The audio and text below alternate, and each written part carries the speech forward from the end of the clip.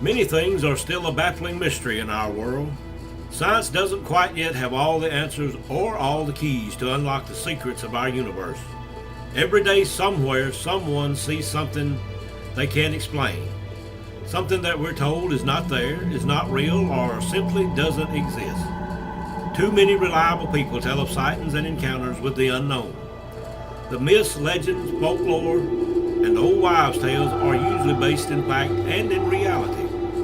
When a witness to such a strange encounter finds no one believes them and faces ridicule from people they trust and love, they turn to us, the Alabama Bigfoot Society.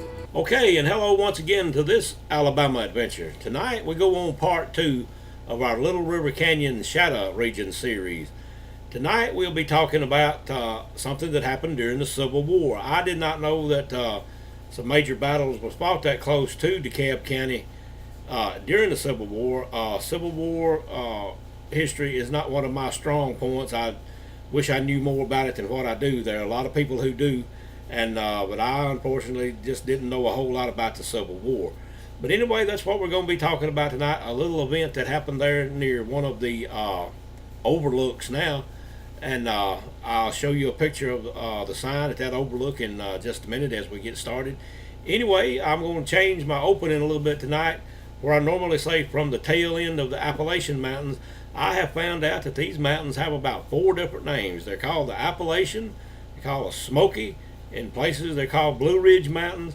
And many, many years ago when the settlers first came into this country, the Appalachian Mountains were actually called the Cherokee Mountains because so many Cherokee Indians lived within these mountains. So tonight, I guess I'm going to say, from the tail end of the Smoky Mountains in the heart of the South, this is Alabama Adventure.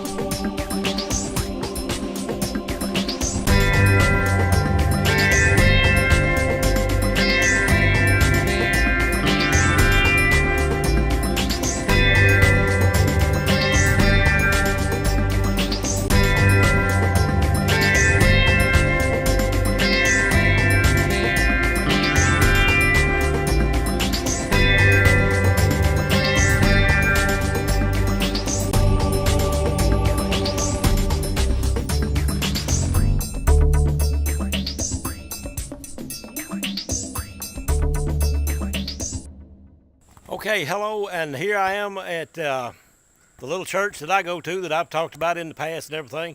I don't know how this beginning is going to do. I'm just trying to do it so I can work on the video tonight. But anyway, in the background you can see the cemetery here at Motley Church. And kind of a little funny side story on that. We have a little Bible study every Wednesday afternoon, and our preacher has begun to call us the Motley Crew.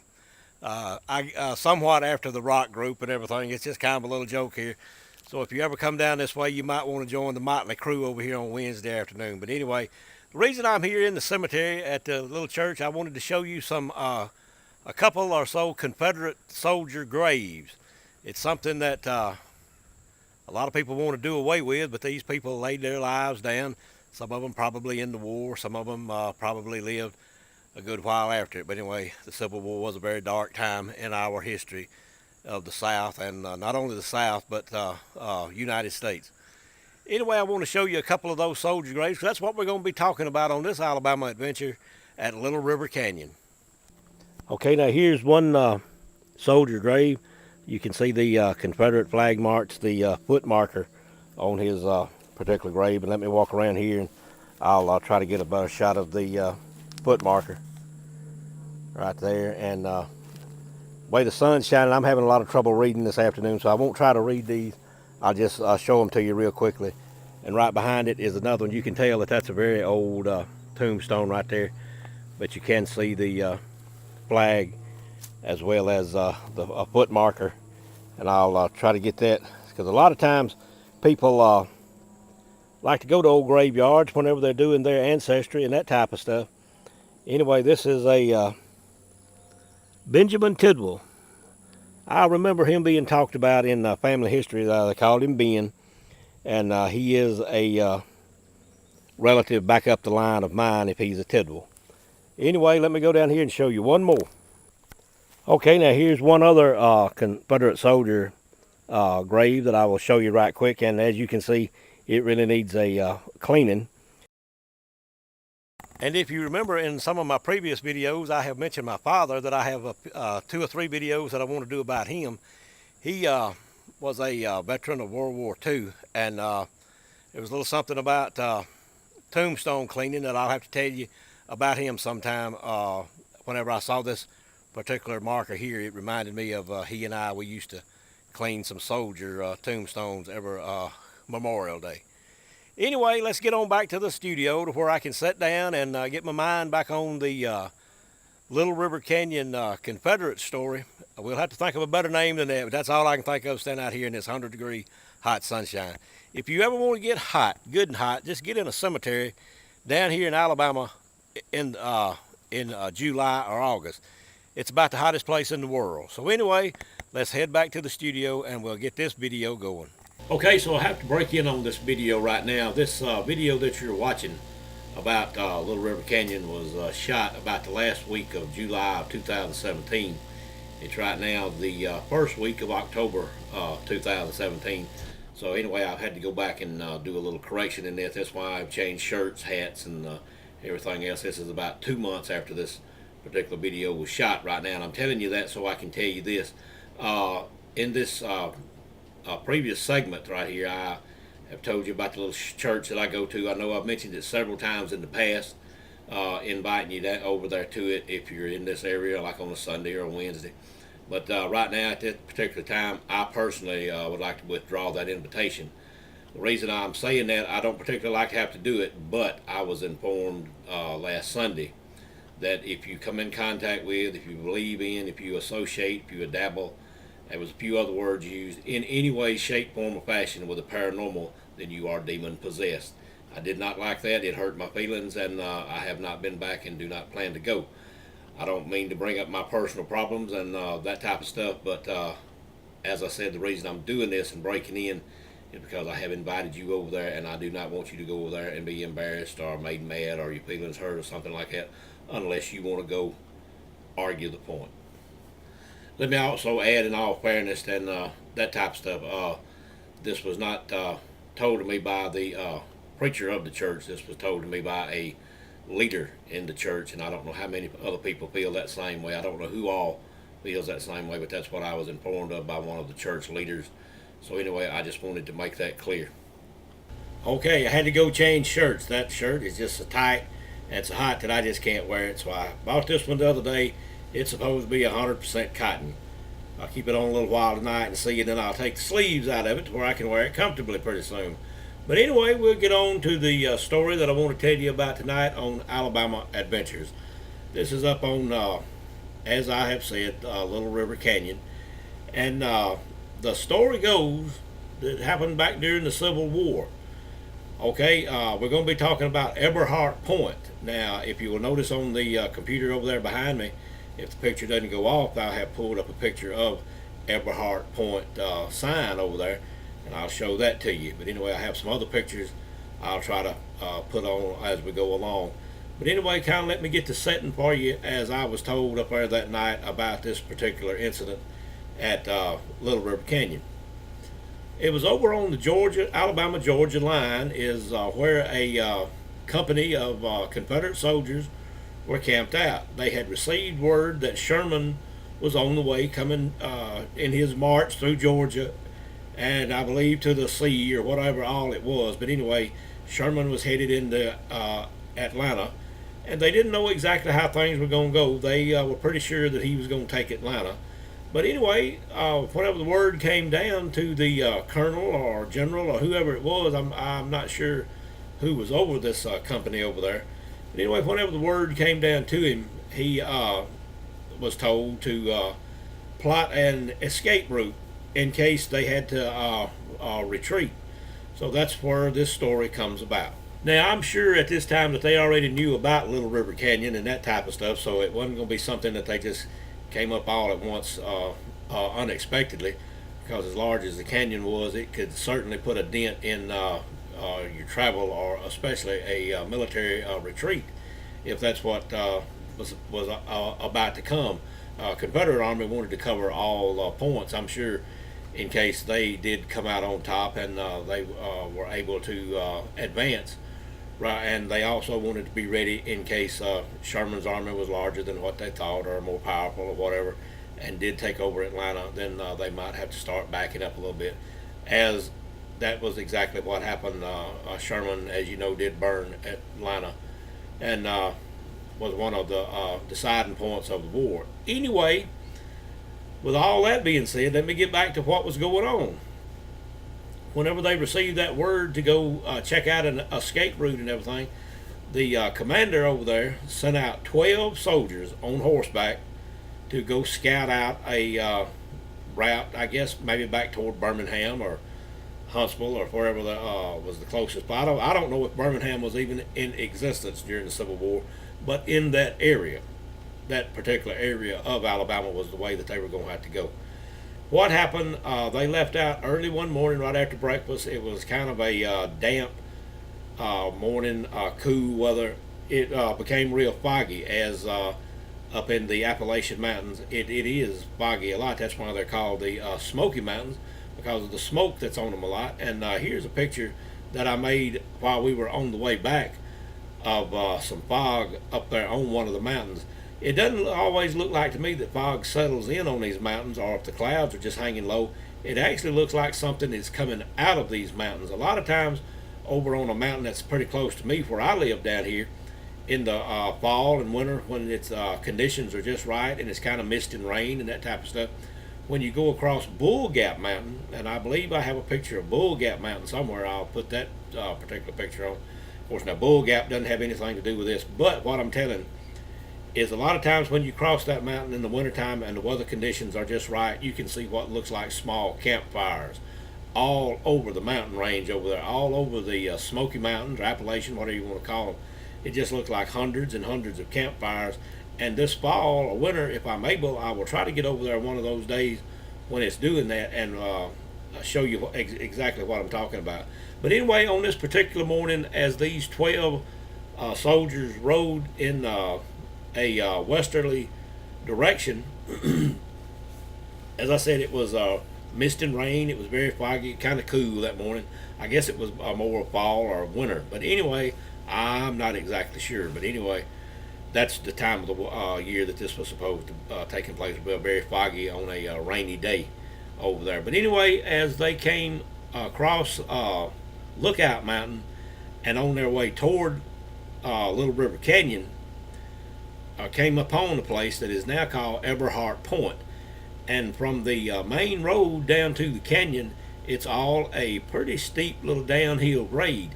And these horses were pretty much at a fast gallop as they were trying to get it scouted out as quick as they could and get back to the rest of the army over there on the Alabama-Georgia line. Apparently the soldiers that were on horseback and were riding through the woods at this particular time were not exactly very familiar with that area. As they came down this pretty steep little grade I was telling you about toward Little River Canyon, they did not see the canyon, and the lead horse went off the side. The second horse went off the side with rider and all. And one soldier back near the end saw what was going on, and he began hollering and trying to get his horse to stop. But as the other horses were running, and the sound of the hooves and that type of stuff kind of drowned him out, and all the horses went over the side. But now this one soldier managed to jump off his horse before he reached the rim or the edge of Little River Canyon. Okay, now 11 soldiers and 12 horses plunged over the rim of the canyon and fell apparently to their death. But anyway, this soldier, whenever he jumped off the horse, landed on some rocks and some stuff like that, and pretty much beat himself up pretty well whenever he had to dive off the horse and everything. May have hit a tree, or you can't never tell what all he did hit. But he was pretty severely injured whenever he jumped off the horse. But anyway, he was the only one that survived it. Okay, he lays there a little while. He's probably knocked out for a little while, and when he comes to, he remembers what has happened. He remembers seeing these horses and riders just disappearing into thin air over there, like where they're riding off the edge of the rim of the canyon. So now he's not exactly sure how long he has been unconscious or been knocked out, but when he comes to, he is in pretty bad condition. He is pretty broken up and everything, but he managed to get himself over to the rim of the canyon here at Eberhart Point, and he looks down into the canyon, and of course it's a long way down, and there's a lot of trees and bushes and that type of stuff, and he can't see any of the horses or riders, and he hollers to them for a while, yells, trying to get an answer back, and he doesn't hear anything. So after a little while, he decides that he's going to try to climb down the rim of the edge of the canyon into the canyon where these horses and riders just fell, to see if anybody survived, and if there is, then maybe he can help them enough that he and them both can get back out of the canyon and get back to their company. Okay, he manages to crawl down into the canyon, and when he gets to the bottom, he looks and looks, and he can't find a horse, he can't find a soldier, he can't find anything except trees and bushes and rocks and that type of stuff on the floor of the canyon. And he spends about it all together. I'm not sure how long he spent on the floor of the canyon down there looking for the horses and riders, but it took him about 2 days to come down and to come back up out of the canyon. And I'm sure it did, as deep as that canyon is, and then plus him in pretty bad condition and everything. But anyway, after 2 days, he managed to get back up on the edge of the canyon, or the rim, whatever you want to call it, at Eberhart Point. Now, Eberhart Point was not named that at the time. It was just a wide open canyon. And I'm not sure exactly why this particular point is called Eberhart Point. There's an Eberhart Point, and I'll show you a picture right here. There's also an Eberhart Trail. Anyway, he manages, after a period of time, to get back over to the company of soldiers over on the Alabama-Georgia line, and they can't imagine where he's been or what's happened. They didn't send out any rescue party or anything like that to try to locate him or whatever. I guess they thought they would be back as soon as they could. But anyway, whenever he gets back, he tells his commanding officer what's happened and what's over there, that this big canyon, and the horses and riders rode off into it, and he actually climbed down in there, and he can't find any survivors. He can't find anything. That was one thing that happened there at the canyon. 11 men lost their lives, and 12 horses lost their lives. Okay, the war finally ended or whatever, and over a period of time, this soldier, he gets over his injuries and stuff. The war's over, as I said, and he and his wife come back to a place near Little River Canyon, and they actually built a cabin, and they lived there for a while. I'm not sure how long they lived there, but they did come back here and built a cabin. And one reason that he wanted to do this was he went to the point over there on the edge of the canyon where these riders, where his comrades lost their lives. He went back over there to the canyon, and there was this large rock over there, and over a period of time, he took with a hammer and chisel, he carved out of this rock what looked like the lid of a old-time coffin. And the man that told me this story said that that rock was still over there today, and that he could carry you to it and show you where it was.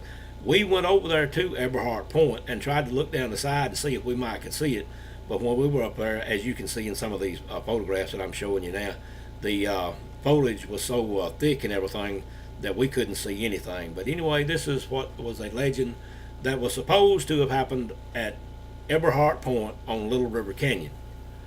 Now, something I wondered about, and I would like to hear your opinion on it. In the first part of this particular series about Little River Canyon and the devil worshippers opening a doorway to hell, could that have been what happened to these horses and riders? Could they have actually fallen down into the canyon, and it was close enough that this doorway or passageway that they had discovered or opened or created, did these soldiers and horses actually fall into that, or what happened to them? It just makes you wonder. That many horses and that many riders should be piled on top of each other pretty much down at the bottom of the canyon. And the soldier, after he told this, they did send another squad back to see if they could find survivors or whatever, or the remains or whatever, but they also didn't find anything else either whenever they went back to this particular point that this soldier had told them where this event happened. So with things being the way they were back during the Civil War, you wonder if these soldiers ever had a funeral. And I have often wondered about that since I have been told this story. Because the reason I say that is I can remember years and years ago whenever I was a young man, and with what little we did study about the Civil War in school. Seemed like in history class we always got right to the Civil War. We would do a little bit about it about the beginning, and then school was over with for that particular term. And we never really covered the Civil War, but like I would have liked to. But anyway, what I remember one time whenever I was studying about Civil War in, I don't know, maybe the 6th grade, I remember saying something to my grandparents because I didn't know exactly how old they were and if they lived back during the Civil War times or what. My grandfather that and grandmother that lived at Woodland, Alabama, I remember her telling this one day while we were eating dinner up at their house. Something was mentioned about the Civil War, and I asked her, did we have any ancestors that fought in the Civil War? And we certainly did. I had ancestors on both sides, on my mother's side as well as my father's side. And that one grave that I showed you earlier in the video, the Benjamin Tidwell, was from my mother's side. I'll tell you something else about another one in just a minute that was on the Smith side. Had one uncle that our great uncle, I'll back up a line, whatever it was, some kind of that actually served in the Civil War. His name was they called him Uncle Boney. And I've mentioned Uncle Boney in another video or two, but his real name was Bonilla. I guess that's French. And anyway, he served in the Civil War. He went in, I believe the church records that I read about him said he was 15 years old when he entered the Civil War. He lied about his age and went on in, and that was a very common thing back then. But anyway, what my grandmother told me at the dinner table up there one day, and I wish you could have seen that old dinner table. It was a big round table, and it had a large Lazy Susan in the middle, and that's where the food was set. And you turned this Lazy Susan around, and you dipped out what you wanted, or the bread or the meat or whatever you wanted. It was just a lot of fun eating at that old table. I can remember that. Anyway, let me get back to what she said about her great uncle or great great uncle, back up a line, whatever it was. She said that that her family, who are Greens, and they are the Greens from up around Woodland now in Randolph County. But she said that there was actually 3 brothers that went off to the Civil War, that joined and went off to the Civil War, and they never came home. They were never heard from again. They didn't know what happened to them. They just were missing in action, is what it is called now. But that's what she was telling up there that day, that she knew that something bad had to happen to them because they never heard from them again. Of course, I think they lived before her time. I'm sure they lived before her time. That was just a story that was handed down in that family, that these 3 brothers went off to war, never came home, were never heard of, didn't know if they lived or if they were killed in action or what. And now, after hearing this, I am wondering if that could have possibly been what happened to them, because DeKalb County is just right up the side of Alabama from Randolph County. As I said in one of the videos I was doing about Little River Canyon, from where I live, it's only about 200 miles. And if you had joined the military back then, the Confederate Army, 200 miles wouldn't be that far whenever you are in service and that type of stuff. But it's just something I wondered about. Did something like that happen to them, or could they have been 3 of the soldiers that went off the rim of the canyon? Okay, well, I guess that's going to do it for this edition of Alabama Adventure. This was part 2 of the stories about Little River Canyon, shadow regions of Little River Canyon. I hope you enjoyed it, and I do look forward to some of you Civil War enthusiasts that might could fill me in on some other stuff or could straighten me out on some facts about this if you have heard this particular legend about Little River Canyon. Things like that are very interesting to me. But anyway, I guess I better bring this video on to a close, and I always do. I'd like to say hello to Madison. I'd also like to tell you that the Alabama Bigfoot Society, along with Alabama Adventures and the shadow regions that we're now doing, are all run completely out of pocket. And if you would like to make a donation to us, that would be very much appreciated. All you have to do is to go on our website, alabamabigfootsociety.com. There on the front page, you'll find a place where you can make that donation. If you like this video, of course, I want you to give us a like.